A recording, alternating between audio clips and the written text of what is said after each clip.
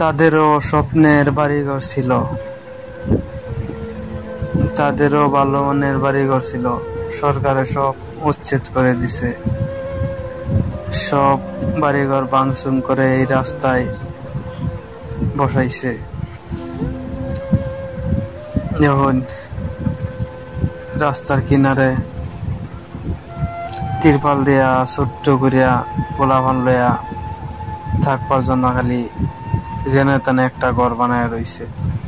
না নাই খাওয়া সুবিধা, না নাই কোনো ধরনের পেশাব পায়খানার সুবিধা, একমতো আর কি বেঁচে আছে তারা। তাদেরও ভালো মানের বাড়ি ঘর ছিল। এই দেখুন কত বড় বড় বিল্ডিং, এইগুলা ভাঙ্গে নাই।